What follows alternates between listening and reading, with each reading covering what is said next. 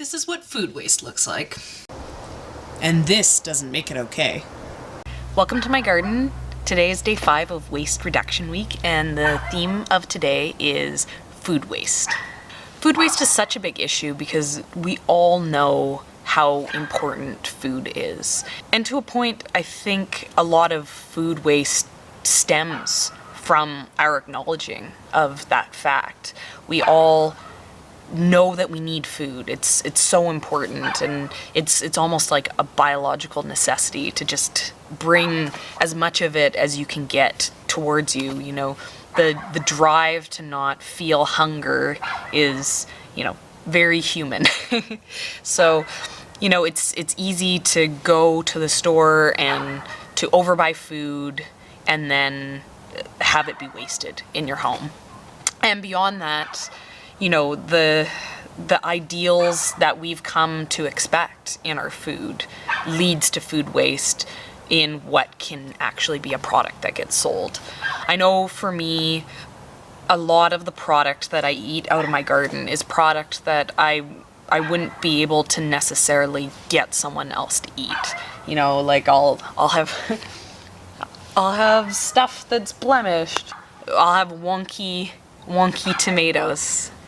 And I'll have greens that have aphids on them that I have to put in some effort to wash off. And, you know, maybe there's parts that are not looking good. Maybe some of my root crops have a fungus on them that causes in no way affecting its flavor, you know, imperfection. You know, apples, like, why do we think that an apple's perfect and shiny when, you know, it's more likely that an apple growing wild on the tree is gonna have, you know, some scabby bits that aren't anything that we need to think twice about before eating.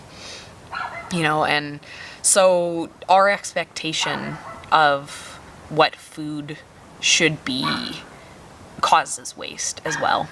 I'm super guilty of food waste. It's so easy to have it just in the garden, and I don't have the time to get out there and harvest it, so it goes to waste.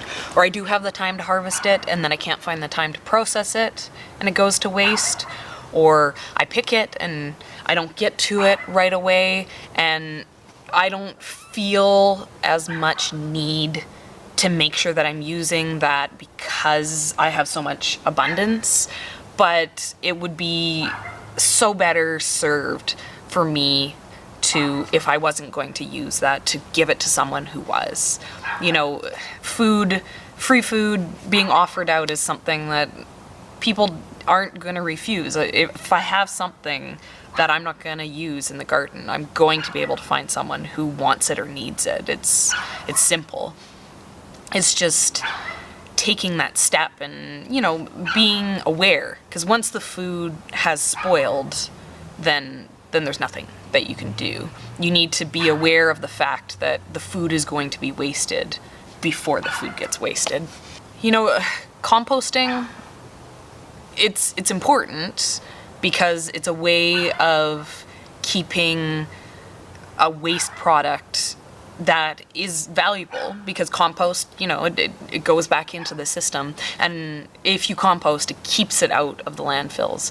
So, you know, using that food into a compost is super valuable, but I mean, I think it's a better use to actually use it as food. I mean, that is what it is, that was what it's for. It's one thing to have, you know, the scraps off of it, but if you can eat more of your food, then, you know, you need less food if you eat more of your food. You know, our whole concept is you can't eat the grass, and that's why you should have a garden, because you can eat your garden. But if you replace your grass with a vegetable garden, but you don't utilize what you're producing, I mean, it's as much of a waste. So, I mean, Ian and I, we use lots of ways of processing our food. And, you know, we grow extras to then preserve it, to have it there for when it's out of season, and we do that as much as possible. But, you know, that's the big picture, and with a lot of this waste reduction ideas, it's looking at the small picture too that really matters. Even if you can grow a little bit of food for yourself, I think that's gonna give you some recognition of the value of food, and it's also going to open up your mind to what is good and what is bad when it comes to like produce especially. And the more willing you are to eat these like non-perfect food items, the better the food waste system's gonna be. When farmers know that there's a market for their culled fruit and culled vegetables, then they'll bring it to market, they'll sell it. So when they know that people still recognize that as valuable food, that's gonna make a big difference on food waste. One idea that I feel that we do in our home that is something I'd like to introduce to you guys is the question of at what point is food no longer good? And I mean, I spent a few years back in my poor university days experimenting with just how long things are good in the fridge, and I have a few food poisoning incidents to back my data, and that's not necessarily what I'm recommending here. You know, like, if it's questionable, get rid of it. But when it comes to things like dairy, you know, the dates on the package aren't expiry dates, they're best before dates. And there's a lot of things that you can do to make it so that those products are a little bit longer shelf stable than what they've been dated with. The one thing that I do when it comes to dairy that I've found to work really well is if you buy full fat dairy products, they keep way longer. So, you know, cream past its expiry date, really great chance that you're going to be good to go. You know, skim milk at its date, you know, maybe it's not going to be good anymore. So getting those full fat dairy items makes it so that they last longer in the fridge, I find, at least. And also, you know, getting those items with the full fat where, you know, they're creamy and delicious, I find also makes it so you don't quite need to use as much, which then helps to extend, you know, how long that product's gonna last too. Another one that I'm obviously really good at pushing is produce. You know, one of my examples that, you know, people are always like, oh, what are you doing, is cabbages.